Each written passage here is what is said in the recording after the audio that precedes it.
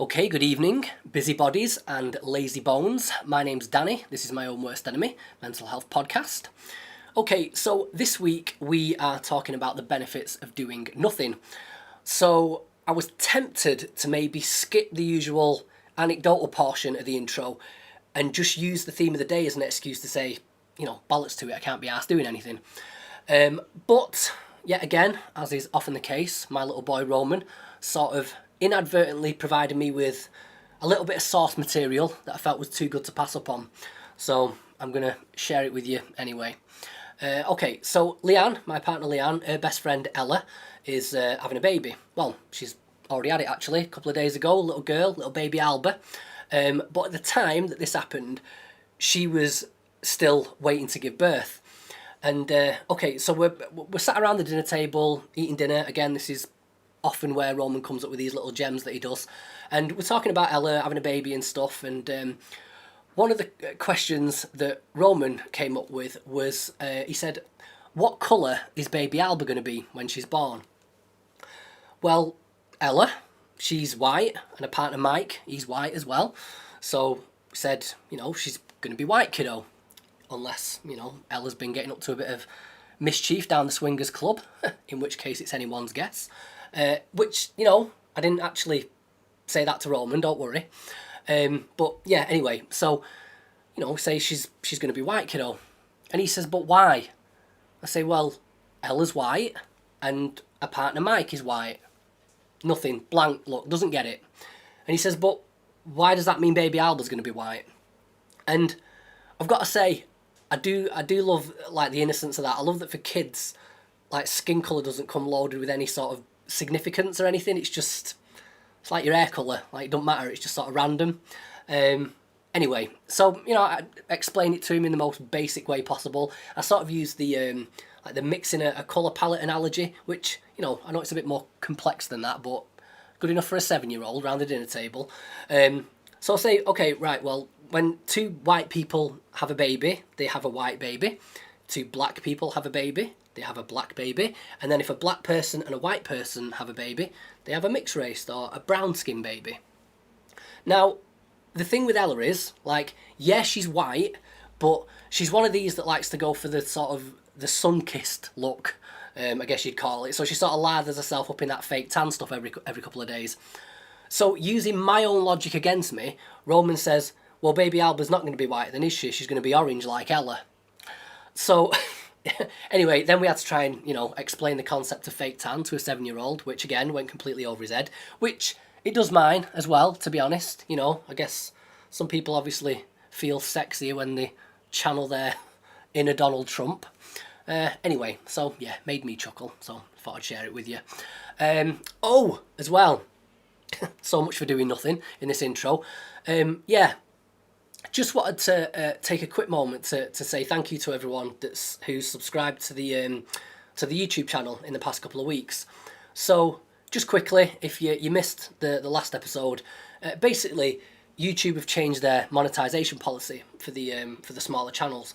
So basically, it used to be that you needed something like, I think it was 100 subscribers and 10,000 views on your videos. Now they've changed it so that you need 1,000 subscribers and I think it's 4,000 hours of watch time. Now, we've actually got the watch time down, which is amazing, but we've only got something like 680 subscribers, I think, at the last count. And if we don't make the 1,000 subscriber mark by the 20th of February, then YouTube are going to demonetize this channel. And as I said last time, I don't earn very much from YouTube. It's something like, on average, it's about £9 a month, which, I'm not exactly Jake Paul or anything, but the thing is, this podcast, it cost me about £300 a year to do it with, website hosting and SoundCloud and other things like that. So, yeah, that £9 a month, that cuts my yearly bill down by about 30%. So, it's not like I'm going to starve to death or anything, but it's just a bit shit, innit? Anyway, so yeah, I just wanted to take a moment to thank all the people who have subscribed this past couple of weeks. I think we started on something like 570, and now we're up at, like, say, 680, so that's, like, more than 100 people have subscribed. So yeah, you guys are awesome. Thank you, I really appreciate that. And to those of you who haven't subscribed, like I said last time, I don't want people to subscribe just for the sake of it. There's no point in doing that. But if you enjoy the podcast, you're a regular listener and you want to help support the podcast, if you could just take a minute to hit the subscribe button, I'd genuinely appreciate that. Anyway, so enough chit chat. Today we are talking about the benefits of doing nothing. My guest today is Susan Pearse. Susan is a writer, speaker and leadership consultant specialising in mindfulness and attention. Along with her business partner, Martina Sheehan, she's co-founder of mindgardener.com, hosting mindfulness-based retreats and workshops for individuals and organisations. She is co-author of a number of books, including One Moment Please, It's Time to Pay Attention, Wired for Life, Retrain Your Brain and Thrive, and the book, which forms the basis of today's discussion, which is Do Less, Be More, How to Slow Down and Make Space for What Really Matters.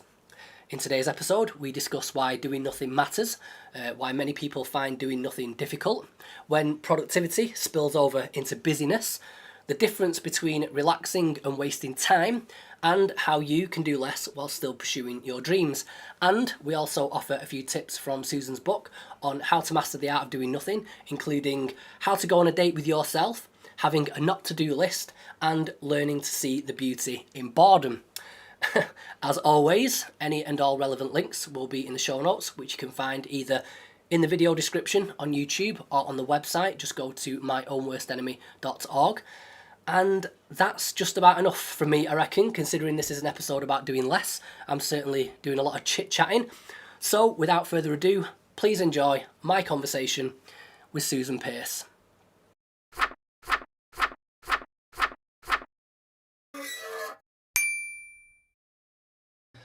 Okay, Susan Pearse, welcome to the podcast. Thank you for taking the time to join me. It's nice to have you. It's a pleasure. Right. Okay. So I think I'm going to call this episode "The Benefits of Doing Nothing," and I think that's going to be a sort of a fair little tagline for what it is we're doing today, what we're talking about. But as always, before we jump into the thick of it, if you could just tell the listeners a little bit about you, who you are, what you do, and don't worry about the history. We're going to get into your history separately. I'm quite intrigued by that, but just sort of like the cocktail party introduction that you might give at a cocktail party, I suppose. It's a hard one. I think my mother always says to me, when people ask me what you do, what do I say? Because I do a whole range of things. So I'm an author with Hay House. I have 3 books published through them. In another life, I work in corporates and business, and I'm a leadership expert, but teaching leadership in a very different way to how we've been taught leadership in the past. And aside from that, I usually have a whole range of entrepreneurial, projects on the go as well at the moment, developing an app to be used in schools that help people to become more aware of their emotions and little things they can do to train their brain to promote mental fitness, really. So yeah, Right, okay. I can't say I'm in the same as my kids, say, can you come to school? And I can't, what do you actually do? What's your profession? I'm still struggling to find a line, but it's an author, it's a leadership consultant. Right, okay. So the first thing I was sort of intrigued by on your bio on your website was this sentence. It says that you sort of discovered your life's purpose. It says a quarter-life crisis, a shopping trip to New York, and a chance meeting with His Holiness the Dalai Lama led to the discovery of her life's purpose. So, firstly, what is your life's purpose that you discovered? And then you've got to run me through those 3 and how they led to that discovery. Yeah. So my life purpose is around, I think, this whole thing of purpose, it's always an evolution. But back then what I discovered is I wasn't here to get to the heights of my career or to help businesses boom. I was here to cultivate consciousness, to basically teach people the very practical skill of getting into the present moment, because it's a term that people kind of use as an aspiration, as a mantra, but it's actually a very practical skill that we can learn. So I've built my career for the last 15 years or so around various ways of teaching people how to get into the present moment. And I guess the way I got into that is because, like so many of us, I needed it for myself. I certainly grew up in a family, like we all did, where doing was the thing that was emphasized. I mean, even to this date, if I just sit down for a minute, my mother, when she visits, will be like, "What are you doing? You need to do something." So I certainly grew up with the whole checklist of this is how you lead a successful life, and it's about achievement, and it's about doing as many things as possible and being as productive as possible and all of these things. And I lived out that formula until I got to the age of my late 20s. I was at the height of my career in a corporate. I had the house, I had the husband, I had everything. And I woke up one day just to find that I was completely miserable. And, it was like it happened overnight that I was just like, I don't want this life anymore. And I didn't know the life that I wanted to move to. I just knew that the life that I currently had wasn't going to cut it for me. So what was it about that? Because you mentioned a few things there, that you were married, kids, that sort of thing, and also the corporate side. Which part of it was the bit that was, because miserable's that's a strong word. So which part of it was making you miserable, and why was it making you miserable, do you think? Yeah. I didn't have kids at that stage, so I was just married, but at the height of my career, had the house, had everything. And to tell you the truth, I couldn't tell you, because now looking back, it was just one of those wake up calls that we get in life. That sort of soul nudge that is like, you're on the wrong pathway here. You're not doing anything that's in line with where your potential's heading. So I still couldn't tell you it was the husband, it was the suburb, it was the whatever, because it was none of that. It was the fact that I wasn't in alignment with myself, and I wasn't in alignment with the path that I was supposed to be pursuing. So I then gave it all up, because essentially I couldn't find the pathway while I was still in it all. So left the job, left the husband, left everything. I'm not recommending anyone do that. It was one of the most traumatic periods of my life. But sometimes it's when you go to rock bottom and give up everything that things start to become revealed to you. And it was interesting because at that time I reconnected with Martina, who's my business partner and who I write the books with. We connected and went, oh, well, our work isn't fulfilling. We were in the same line of business, which was around leadership training. And we decided to start our own business, still not knowing really what we were going to do. But during those early times, I knew one thing, and that's that I wanted to go to New York. So I thought that was the key to happiness. I was clearly watching too much Sex in the City at the time or something like that. But I had lived a very controlled and planned life where I hadn't had many holidays because I'd just been busy doing. So to me, going for a trip overseas was going to be the thing. And so as you do when you kind of start a new business, I couldn't just go on a holiday. I had to have a purpose towards it. So I started to look up an overseas conference. And I just, came to this one that was called Mind and Life. And I thought, well, I'm not sure how that will be relevant, but everyone's got a mind, everyone's got a life. It'll fit into, my job somewhere in the future. Signed up for it with every intention to really probably just go and get the course notes and then, head to New York and go shopping and whatever else. But when I got there, I was lining up and two people in front of me was Richard Gere. And so being from a small town in Australia, I was quite impressed by that and almost got into a bit of a trance where I followed, him in, sort of sat, just arm's length away from him. And then I actually realized what the conference was about, because I looked to the stage and on one side there was the Dalai Lama and Buddhist scholars. And on the other side, there were leading neuroscientists, psychiatrists, psychologists, all from the Western world. And it was a dialogue about the nature of the mind. It was around the first time where they started scanning monks to find out what goes on in our minds when we use them. We use our brains a certain way. And I remember, and this was like a real turning point for me in understanding that it's more about doing less that's going to get us somewhere. Because I looked at the stage and the Western scientists were doing exactly what I would do if I was prepping for something. They were, going over their notes, having debates. They looked really, really busy. And I thought, oh, they've got it under control. And I looked over the other side, and Dalai Lama and the monks were sitting there doing nothing.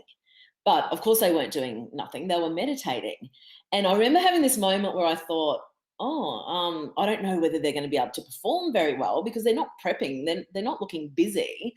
And what came out of the dialogue completely blew my mind. But what I certainly saw is it's when you empty your mind out that you have access to so much mental resources, ways of thinking innovatively and understanding that we don't possibly access when we're so busy. So I'll never forget that moment where I just went, okay, there's the missing piece. It's not by cramming more in here, learning more, doing more that we get ahead. It's actually through emptying it out. Right. Okay. Now, so before we delve into this a bit more, I've got to ask, because I mean, this could be a podcast all of its own on this particular topic. Jumping back to that period when you said, I quit my job, I split up my husband, all that. That's a massive move to make. Yeah. And it's one of those, there's probably countless people in similar situations. They're in an unhappy relationship, in a job that they don't like. What was it that enabled you to actually make that move and say, no, I can't do this relationship anymore, and I can't do this job anymore, and to walk away from him? Was that a case of just you'd been put? Well, even then, I think when someone's pushed to their edge, people still cling on. And I'm just curious what it was, because it's such a ballsy move. I'm just curious what it was that enabled you to do that. And then if you could tack on what your family, what their reaction to it was. Oh, you got some good questions. I'd like to say it was courage and bravery and all those things, but it was despair. It was definitely that I didn't feel like I could live another day in the same life. So jumping out into uncertainty, into who knew what was going to happen, actually seemed like a better option. It really just, Right. I could not go another day living that life. And because I didn't understand why or what I wanted to jump to, all I could process was, it's not this, so get out of it. And there needed to be a bold move because I needed to change. And I guess, while I dismiss the courage, bravery, I guess there must be some element in me who, I guess, backed myself in some way as well. But I mean, that period and probably 2 years on for that was definitely one of the hardest periods of my life. But there was some strong calling inside and some knowledge that I was going to get through it. Yeah, And but I'm super curious, especially, you make this bold move, and then you go back to your family and you say, I found my life's purpose. I know what I wanted. I had this successful corporate job, but I've been to this conference and the Dalai Lama was there, and now I know my life's purpose. What was people's reaction to that? do you know I didn't tell the story? It's in my first book, which was published probably 4 years ago.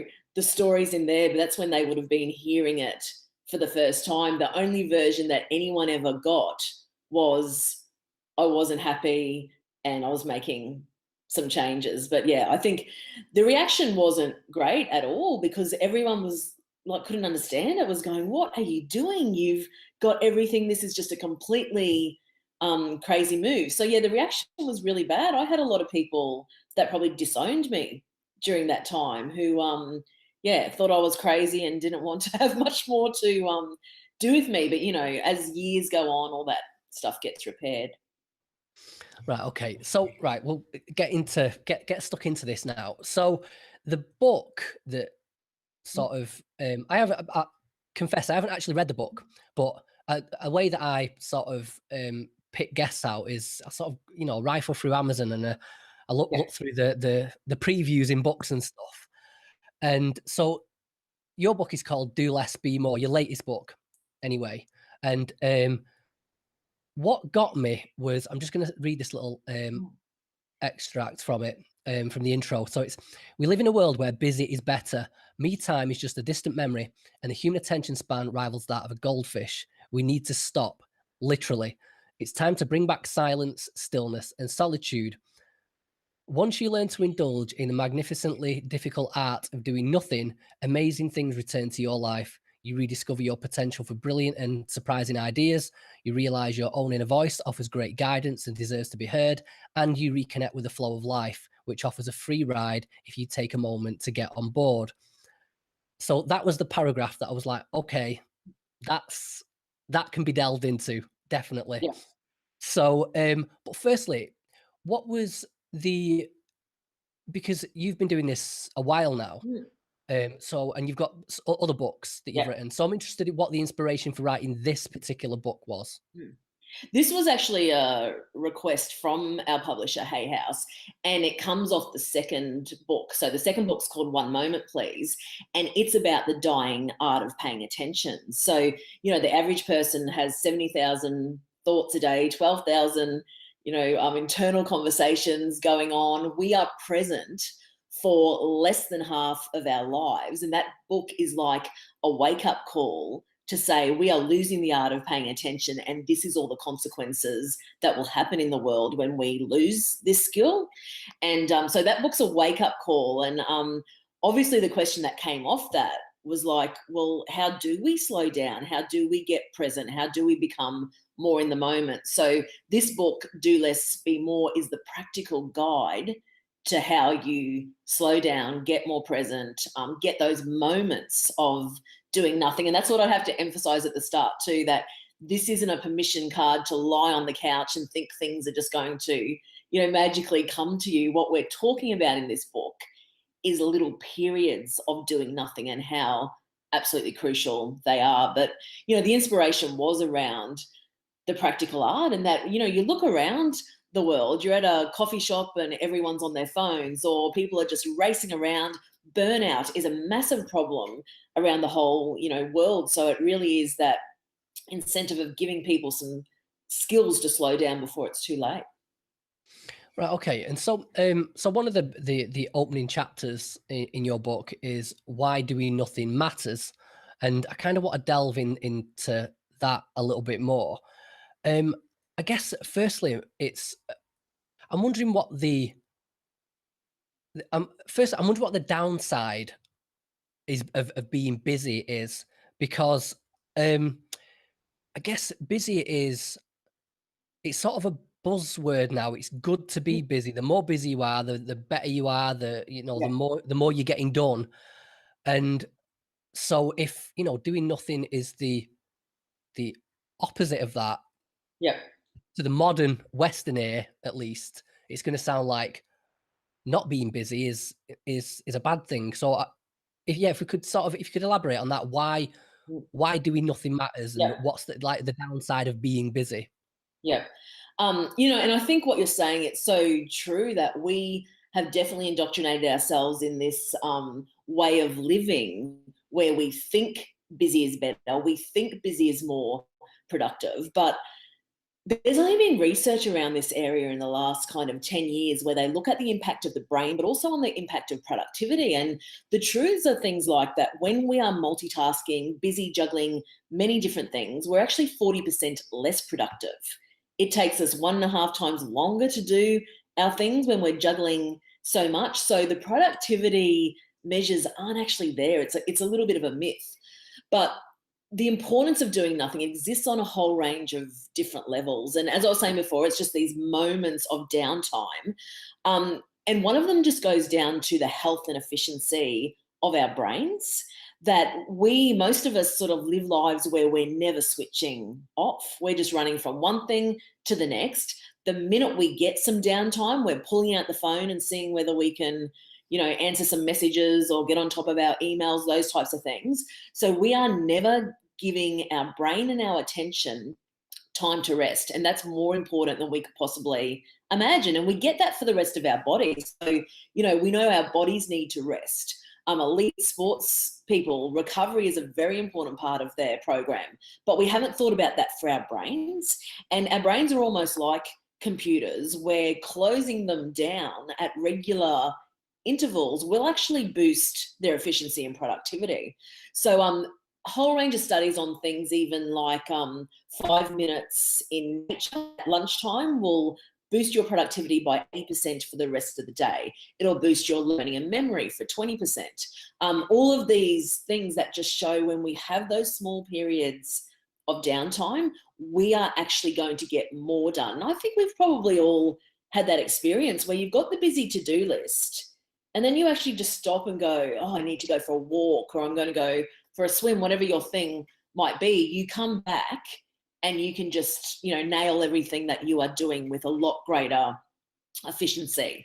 So there's that level of things. And, basically the call to action is just to stop filling all your idle moments. So we are compulsively, anytime we even get a minute on public transport, or, in the coffee queue, or waiting to cross the road, we are filling our brains instead of emptying them out. So that's kind of the level of brain efficiency. But then we go up to just this idea of being able to connect to ourselves, to connect to our intuition, to connect to this deep pool of kind of wisdom that exists in all of us, but we'll never access it when we are busy all the time. And I think, like my story with the quarter life crisis, I think a lot of people get to a point maybe in their career or their relationship where they're like, how did I get here? And how did I not know for the last 10 years this wasn't working for me? And the simple answer to that is that we don't stop to actually access any of that wisdom.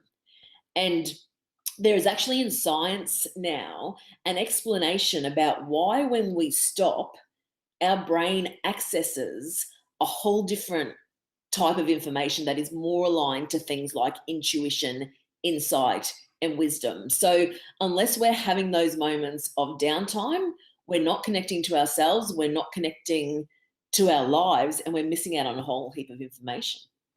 Well, yeah, I'm super intrigued by that idea then. So I'm wondering what it is about why does doing nothing, relaxing, or whatever you want to call it, slowing down, why does that then enable us to access deeper wisdom? And I mean that in a very sort of practical sense as well, because this is one of those where it can sound a bit woo-woo. Do you know what I mean by that? By this idea of deeper wisdom. And so, yeah, if you could just sort of science that up for us and put a bit of meat on those bones. Absolutely. And this is the thing, it's got to be practical. And this is where brain science actually supports a lot of the woo-woo. And it's a beautiful kind of intersection of things, because science is actually proving what more spiritual and philosophical things have been saying for ages. But basically there's two kind of networks in the brain. You've got the task positive network, which is what fires up when you are doing particular tasks. So if you are listening, the auditory area fires up. If you are doing analysis and planning, that area of the brain fires up. It's very discrete areas that fire up based on how you're using your brain when you're doing a task. And it was really interesting when you read about this experiment of where they discovered this. They were basically saying to a person, they put the brain scanner cap on and they were saying, play with some Lego. Okay, this area is firing. Now do this task, this area is firing. And like a lot of experiments, this got discovered by accident, because they actually walked away and just said, okay, well, we're going to have a break. Just, sit there doing nothing while we work out what we're going to do next. And what they thought would happen is that when someone was doing nothing, that brain activity would slow down, things wouldn't be registering. But what they actually found is that there is as much brain activity going on when you are doing nothing as when you are busy doing things. But it's activity that works in a completely different way. So instead of, and this is called the task negative network, that instead of this area fires up when I'm reading, this area fires up when I'm doing something else, how the task negative network fires is in completely unrelated ways. So if you think about the New Year's Eve fireworks, just that's what it looks like on a brain scanner, just things firing up, completely random, completely unrelated. And that's where we get the insight and this wisdom from, because most of our insight comes from unrelated thoughts that actually come together and produce something quite unpredictable. That will only happen when the task negative network is fired up. And the catch is, it never gets fired up when we are busy. So unless we actually stop, and that can just be for a couple of moments, that network doesn't actually engage. So that's the practical science behind it, that if you want to get insight, intuition, and all those types of decision-making capabilities are getting proven again to be more useful than some of the logic and analysis. But unless you stop, you're never going to access it. Yeah, I've just vaguely. I mean, there's a book I read years ago now. I think it's called A Mind for Numbers by Barbara Oakley, and yeah, she talks about. I can't remember the exact terminology Mm. she used, but it was about how even though she's applying it to like science and mathematics, it was that a lot of scientists were saying that the way they solve problems is to sit down and focus on a problem for a certain amount of time. Yep. But then part of it was to actually put things away, go away and do something completely unrelated. And the like the subconscious mind sort of goes to work on Yep. the problem by itself. And that's how kind of this image of I suppose is it Archimedes in the bath and like Einstein going out for a walk and stuff like that. It's famously that Totally. yeah, a lot of these people say they have these sort of eureka moments when Yep. they're kind of doing something leisurely. Absolutely. Do we know if there's any sort of particular leisurely kind of activity that tends to produce this? I mean, walking is the famous one, but wondering if there's Yeah. any others. They tend to just have the common theme, and I don't think this has been looked into enough, but they have the common theme that the brain falls still, and it's usually a sensory experience. So when you're out walking in nature, or I think, Isaac Newton's another classic one, sitting under the apple tree. I mean, how often would someone in this modern era be sitting under an apple tree without, running through their to-do list in their head or checking what's happening on social media? So it has that element of anything that lightens up our senses, which nature tends to, do, and that slows us down and gets us present.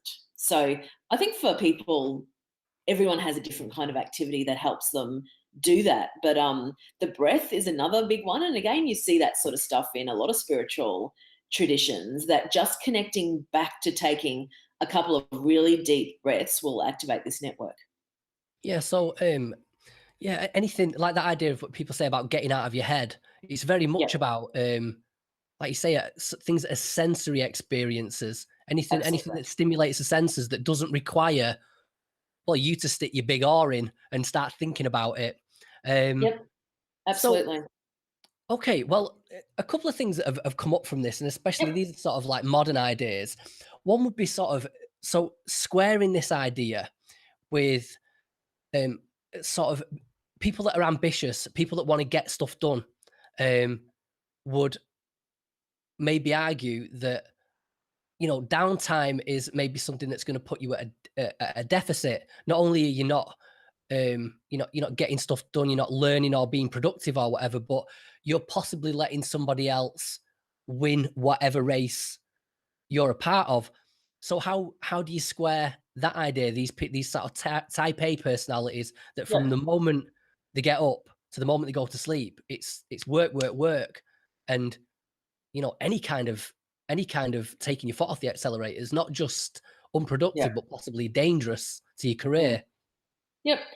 And I was one of those people, I have to admit. And probably what helped me is just seeing the research, seeing the science that's actually telling us the opposite, that tells us when we stop, we boost productivity, that tells us we'll get things done a lot faster when we just focus on one thing at a time. So having that science and that research is definitely very useful. But, I would just challenge everyone to think about the times in their life where they've made a big leap forward, and did it come from crazily going through your plan and to-do list, or did it come from something else? Because I know definitely in my life, and no one would look at me and go, oh, she hasn't achieved much. I have an extremely successful business, 3 books, many projects.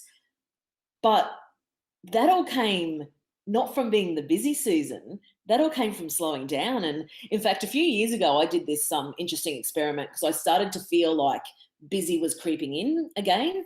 And so I said to myself, I want to cut down to working 2 days a week, but here's the thing, I want to triple my revenue. And so I did this little kind of experiment where I listed down everything I was doing in my business, and I rigorously went through it and said, do I really need to be doing this? Do I really need to be doing that? Does that add value? Does that deliver me the return? I cut out so many things of what I was doing, and within 6 months I had achieved exactly that through actually doing less. Right. Okay. Well, the next question that arises from that is, I guess, how to make the distinction between, so say somebody decides to sort of subscribe to this idea temporarily, like, oh, all right, I'll give it a go. Yep. I'll give this relaxing thing a go. Yep. How do you know to make, and thinking of it in a career sense, I guess, how do you know to make a sort of a safe distinction, if that's quite, not sure if that's quite the right word, but yeah, a safe distinction between relaxing and slacking off? Where's Yep. that dividing line? Yep. Interestingly enough, because I don't even see this as being relaxing, I see it as rebooting. So, these moments of downtime are actually allowing the good stuff to come to the surface. So, yeah, I wouldn't even see it as being kind of relaxing. But the other thing is, as I mentioned earlier, it's not about doing nothing, sitting on the couch all day, but it's about making sure that what we're doing is actually in line with what's important to us. So it's interesting, again, if I encourage everyone to do a little bit of an exercise, pick an area of your life. It could be your whole life, it could be your career, and just draw a sort of column down the middle of a page. And on one side, write down the 3 things that matter most to you in life, in career, whatever. On the other side, write down the 3 things that get most of your attention in a given week. What most people find in an exercise like that is those lists are completely different. And what that essentially means is that we are wasting our attention on the things that don't even matter to us. And this is, the interesting thing too, that you could think you're adopting this by, sitting down for 10 minutes and having a cup of tea. But if during that time you are ruminating, you are going over a conversation where someone said something and you're making a big story about that, or you're worrying about something in the future, that is definitely wasted, time and energy as well. So it's not the physical act of doing nothing that's important. It's the mental act of doing nothing. And that's where I'd definitely say you're time wasting if you are stopping and you are, daydreaming, fantasizing, although a bit of that's good for creativity too, or you're going over a past that you can't possibly change. That is definitely wasted, wasted brain and attention power. But the biggest thing is to really look at, in terms of paying attention, the word paying means you should get something back. So what you're paying attention to is actually enriching your life, because most of the time we'd find, if we were really honest with ourselves, the things we are investing time and attention in, they're not actually delivering anything for our lives. Right. Okay. Well, I mean, speaking of exercises, we are actually going to run through a sample of the exercises that you've got in the book, because it makes me laugh that people have to be sort of taught how to Yeah. do Yeah. this. But sort of speaking to that, and again, I think this is one of the chapter headings in your book is. Where is it now? Oh yeah, why doing nothing is difficult. Now we sort of touched Mhm. upon it there. For it's obvious for sort of ambitious type A personalities why it might be difficult, but I'm just wondering why is there maybe that Yeah. reluctance there for other people as well? Great question, because I think even for people who aren't type A, doing nothing is absolutely difficult for a whole range of reasons. One of them is because of how we've trained our brains. So, everyone's hearing about the science of neuroplasticity. We used to think our brain grew to the age of 16 and then it just kind of stopped and we were stuck with that. But now we know that the brain is changing every single moment of the day based on how we use it. It's like any, any muscle in our brain, in our body. When you train it, when you think a certain way, when you do things a certain way, your brain at no point intervenes and says, oh no, that's not good for me. It just says, oh, well, she or he wants me to get good at that, so I'm going to do it. So when we fill every moment with activity, when we need to be on 24/7, when we are constantly entertaining ourselves and stimulating ourselves, guess what happens? Our brain basically starts to seek out to reinforce those connections, more entertainment, more doing, more of these hits. And, essentially it is a hit because what's happening in that process is the brain is releasing dopamine, which is actually makes you feel good as well. And this is why we know that when we cross everything off our to-do list, we feel like, on top of the world because those feel-good hormones are coming through us. But it doesn't matter if what was on our to-do list was important or it was completely useless. So that's a real trap that we've got to watch out for in our brain, that our brain, sends, feel-good chemicals when we do things. So when we clean out our email inbox, all of those things. But also just to be aware that everyone's into brain training these days, thinking, I do brain training when I sit down to meditate for 20 minutes. You're training your brain every minute of the day. So if you train it to jump around to a million different things, then your brain will get good at it. When you then try to say, okay, let's do nothing, your brain's searching for different connections. And really interesting experiment that I find quite humorous, and it's fairly recent, it's only a few years old, but they got participants to sit in a room for just 15 minutes, white walled, no distractions, couldn't have their phone, there was nothing in the room whatsoever, except they had the option of pressing a button which would give themselves an electric shock. So you guessed it, that during that time, 2/3 of men, a quarter of women preferred to give themselves an electric shock than just sit alone with their own thoughts. So that really, confirms what you're saying, that it is so difficult for people to do nothing. And it's basically because of the way we've trained our brain and the reinforcement we're getting. Yeah, I just, as you were saying it, I remember reading about that experiment, and I mean, that's, it's quite troubling to think about. I mean, that speaks to sort of this idea of maybe, you know, busyness isn't always productive. It could almost be like a sort of, Addiction. well, yeah, like a pathology, Yeah. like a neuroticism where you just can't be, and Yeah. that's bad when you can't just be in your own company and just sit down and be quiet and Exactly. relax. It's become an addiction where you have to do something, Yeah. regardless of whether it's productive or whether it's getting you anywhere. I mean, Absolutely. And that's the exact problem. yeah, and I mean, that's definitely getting us into the realm of what this podcast is all about, which is, which is mental health. So, Yep. Yep. And so like okay, speaking to that pathology kind of thing, you see all the time. Just yesterday, I was driving. There was a guy crossing the road in really heavy traffic with his eyes down on the phone. And I just thought, it really just showed what an extreme we've got to, that people are so addicted to this stimulation that they even put their lives at risk. So, yeah, it's certainly reached a point where we need to turn back and go the other way. And this is the good thing, that because the brain is trainable, we can actually train our brain to slow down, to have moments of doing nothing, but don't expect it to be easy and don't expect it to be comfortable, because your brain will scream out with discomfort. But discomfort is just a sign that you're laying down new neural networks. right. So, well, let's get into this now of how actually get some exercises to actually teach people how to do this. Now, Yep. there's 21 in the book. We're just going to try and get through 5 now, Yep. and I've picked 3 that I was intrigued with. Just the just the title of them was intriguing enough to me. And then I'm going to let you pick two of your own, whichever you think they're applicable to this sort of mental health podcast, or whether they're just something that's part of the that'll suit the cultural zeitgeist, or whatever you think. Yeah. But so, I mean, the first one is date yourself.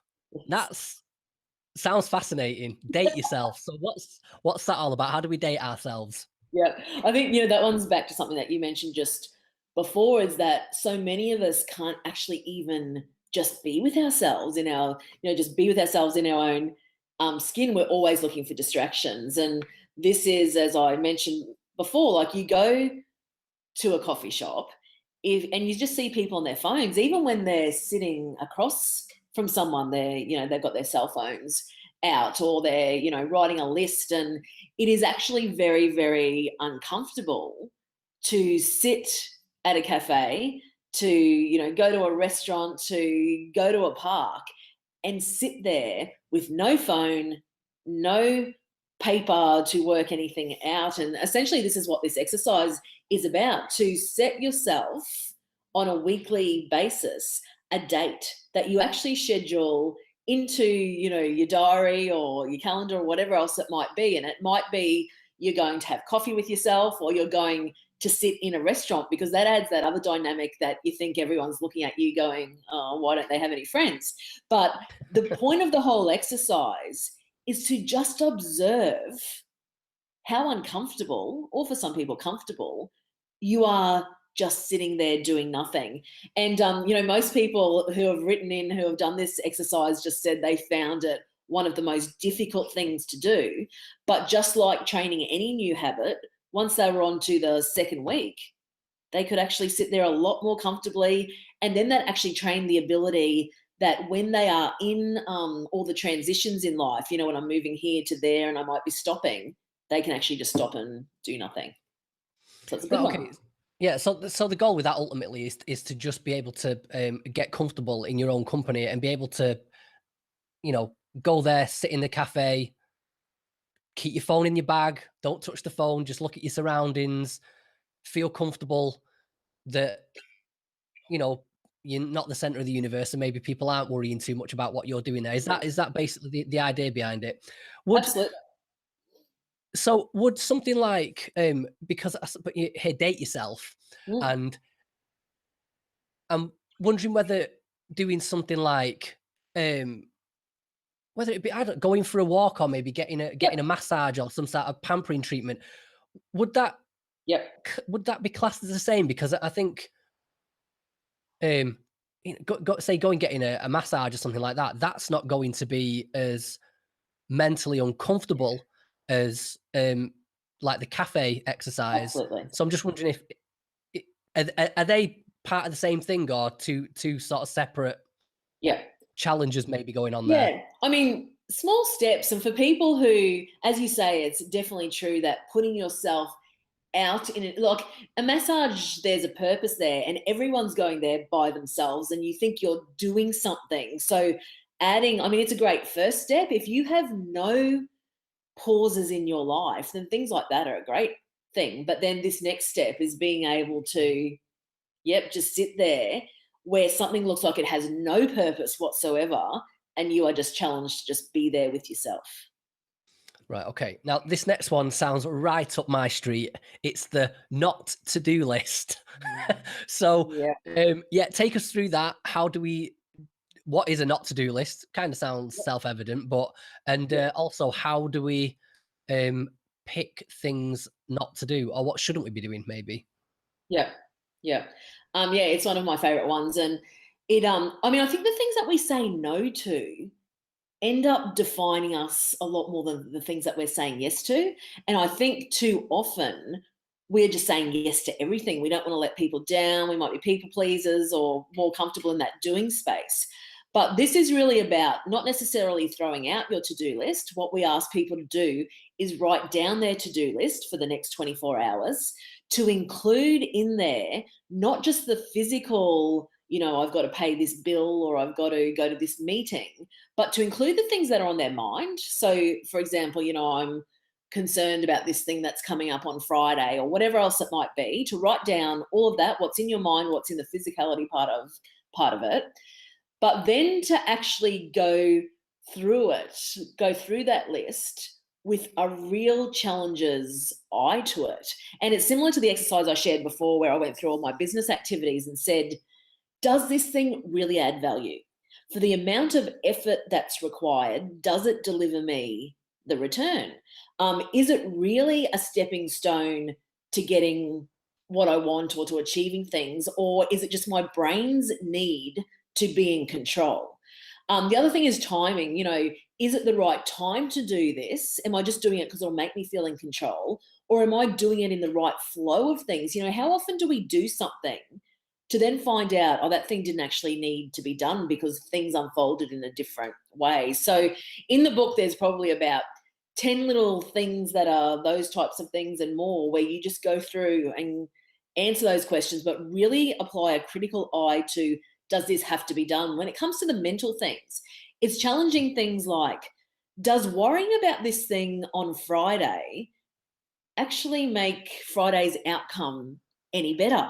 In most of the cases, absolutely no, it makes it worse. So you mentally put that on a not to do list. And what you'd be looking for is getting at least 3 things over to a not to do list. And that's basically, it's the exercise that you can do in writing, but it's parking in your brain, I don't need to do that today. And what that does is create some space in your head, in your life, for the really cool things to happen. Because this is the thing too, that, I still do a to-do list. Nothing amazing that I've had an experience with or I've done in my life has ever come off my to-do list. But there are certainly essential things in our lives that we just have to do because we have to pay bills. We have to do all these practical things, but just getting that balance right. Just out of interest, is there any sort of common things that land on your not to do list? On my not to do list. They're mainly things like this thing I've got at the moment that I put on there yesterday was the need to organise something now that all the pieces aren't in place yet, but my brain's going, oh, I want to get to the beach next week, therefore I should organise it now. But the reality when I challenge it is, even if it still needs some, bits of the jigsaw to come in that will make it more efficient. And if I do it after the beach, who cares? But, you tend to want to put that on the to-do list because you go, I'll get that off my mind so I can have a good time at the beach. We've just got to be a lot more disciplined of when I'm at the beach, I'm at the beach. I don't have to cross something off. I just need to train my mind to be more present. Yeah, I've got to say this rule sort of reminded me of there's a guy called Derek Sivers he's like an entrepreneur who started CD Baby back in the late 90s, I think it was. He's got a really good rule, which because he's sort of famous and he gets so many requests landing in his inbox. His rule is it's either hell yes or no. There's no. You're like, yeah, that sounds okay. If it's that sounds okay, it's no.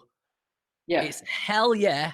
Yeah. Or no. And I love that rule. I think that's I love it too. just sort of throw that out there. It just sort of reminded me of that. I love it too. And just this thing, which is another exercise in the book that I'll add now, which is the no note. And it's all around this thing of give yourself permission to say no. And we actually, get people, because again, it's just little images for the brain to actually write themselves some permission slips, carry them in their pocket. And it's more just in your imagination going, this is something that I could say no to, because we are often saying yes to things where we really mean no. And we've got to give ourselves permission to slow down, to not be everything to everyone, and to create some priorities in our lives.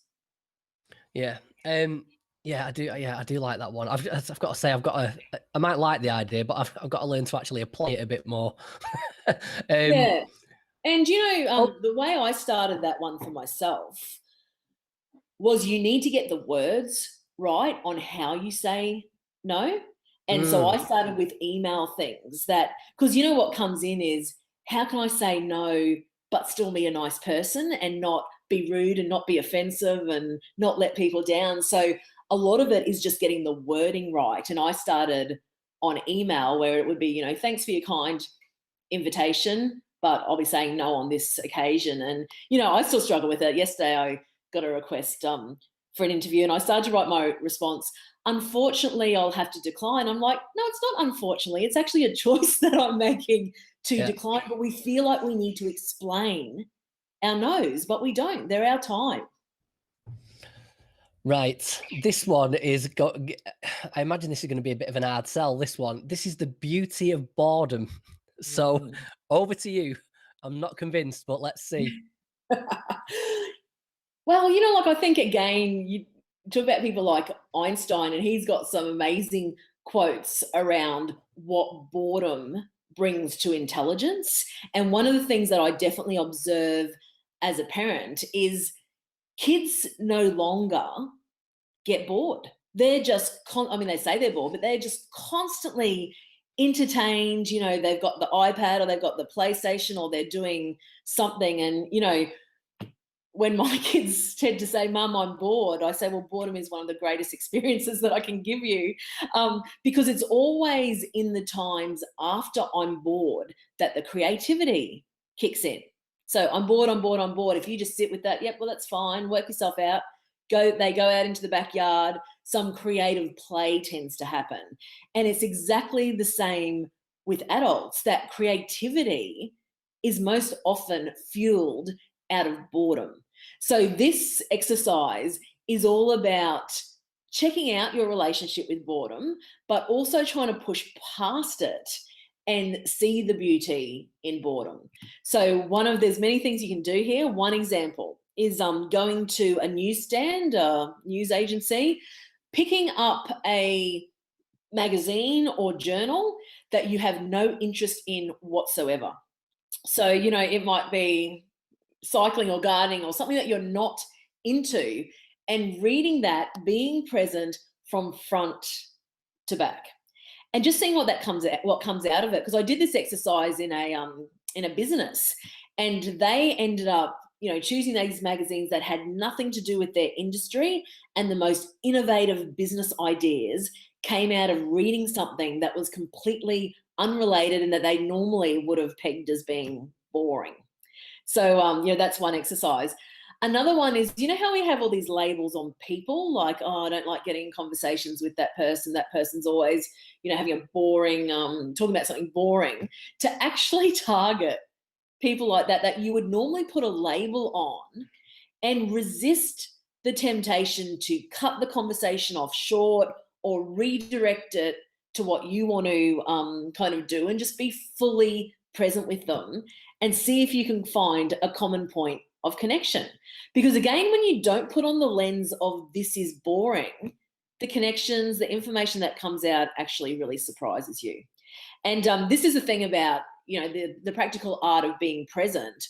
We've got to learn to be present in all of the small ways. So even the places that we think are boring, the supermarket, all of those routine things we do, to actually become more present with the boring tasks, you will surprise yourself in terms of what can come out of that.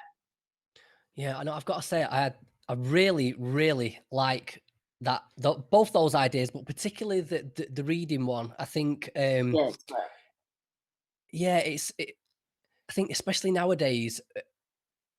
I mean, I don't know if you follow people on Twitter with politics and stuff like that. I'm a bit politically minded myself, and I think now more than ever, people are just more deeply rooted in these little echo chambers where everyone's just talking to people that other people that shore up their own opinions, and no one's challenging themselves.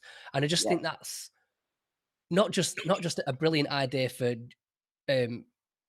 getting away from boredom or whatever, but just to exposing yourself to new ideas. Like you said, go pick up a book that you would never otherwise consider. Oh, that's brilliant. I love that one. Love that one.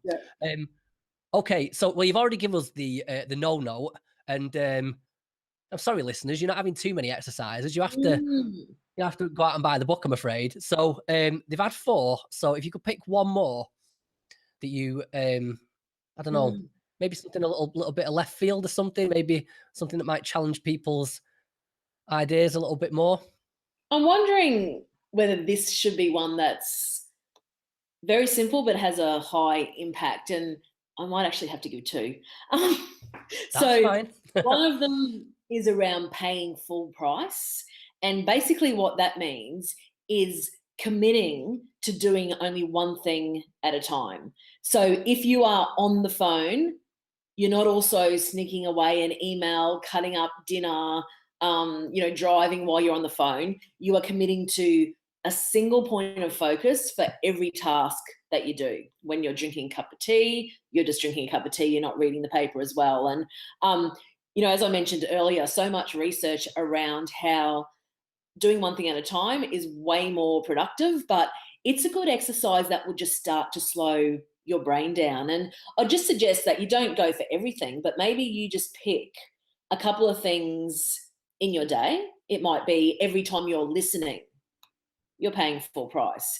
Every time you're walking, you're paying full price. Just pick a couple of things, and that is already starting to slow the brain down and access that task negative network. So I'd suggest that one. The other one, which I've kind of talked about anyway, is the importance of idle. That idle is not lazy, it's not a dirty word. Idle is really important for so many things.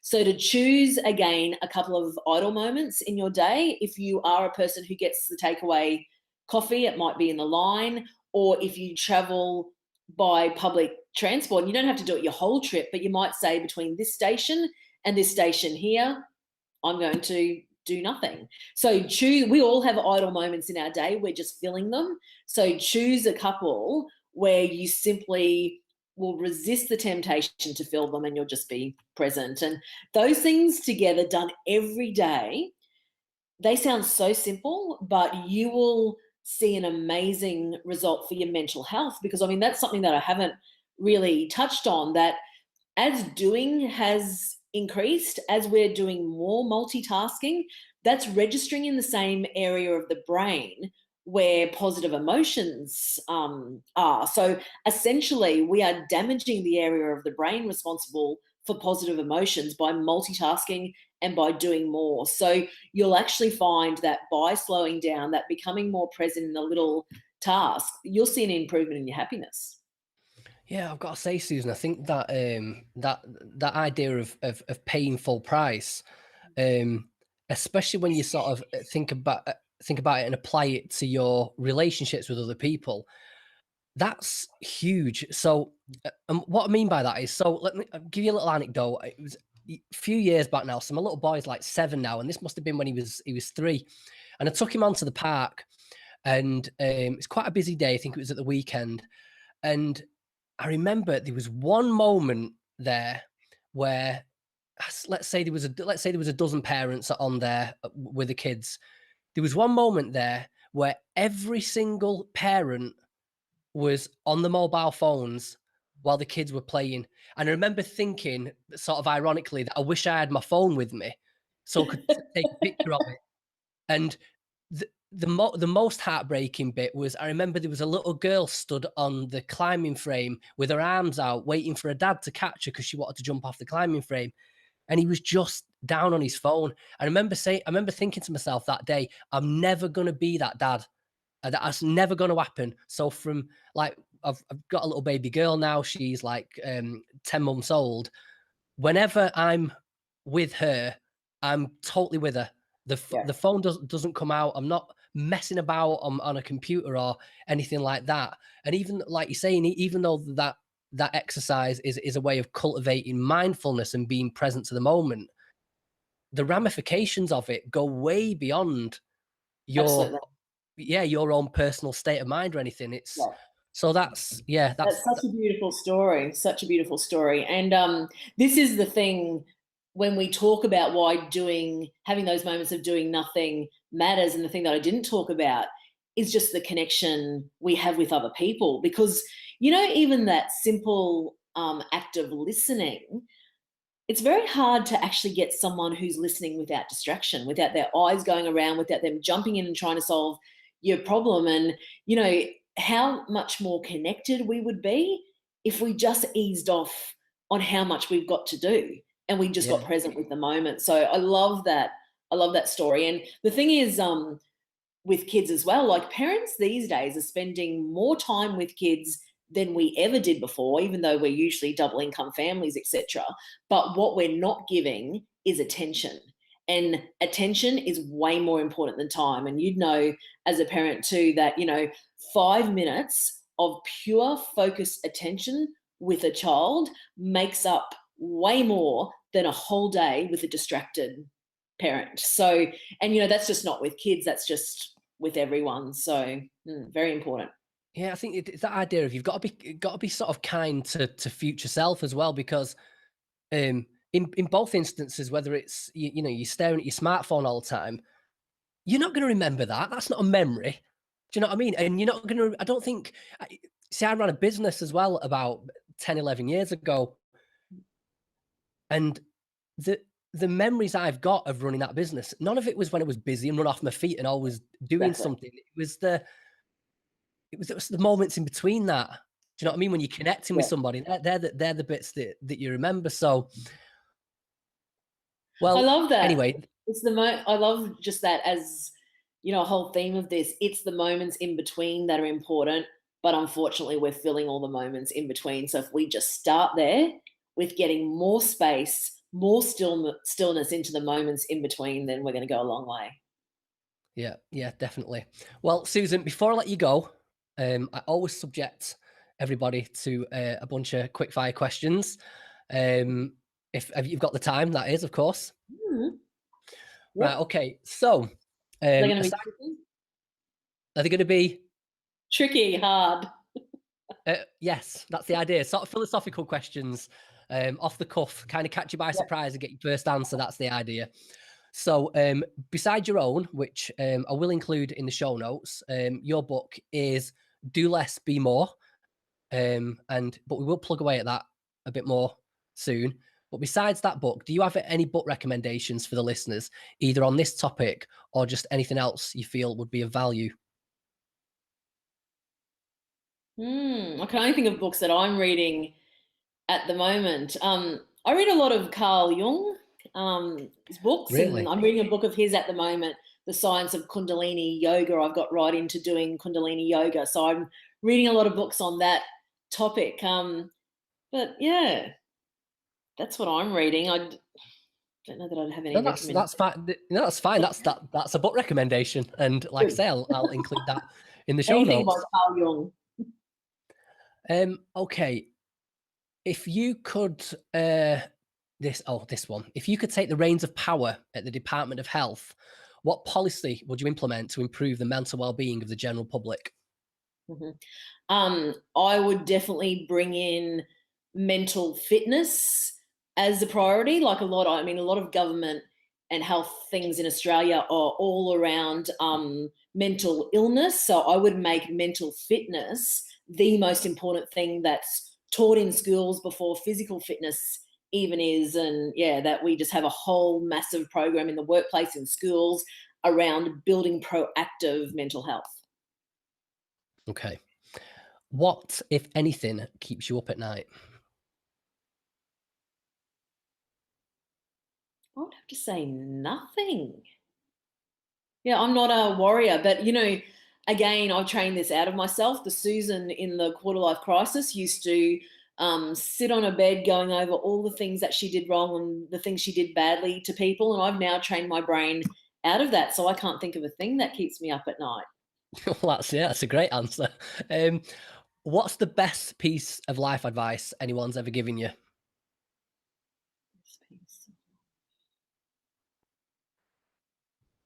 Hmm. It'd be something, it'd just be something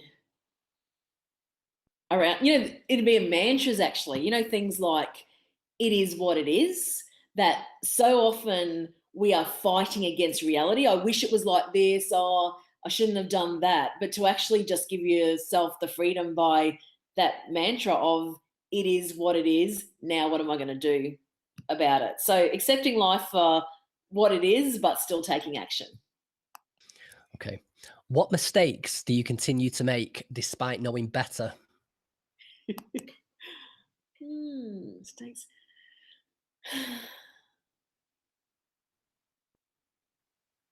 Don't know. I think, the fact that a few years ago, even though I've been teaching this thing about slowing down, the fact that a few years ago I had to slow down even further, I still think I've got a way to go in terms of getting stiller, getting slower. So I think it'd be taking on too much because I care about the cause. So Right. saying yes to too much. Okay. Outside of family and career, what investment of time or money has brought you the most joy or fulfillment?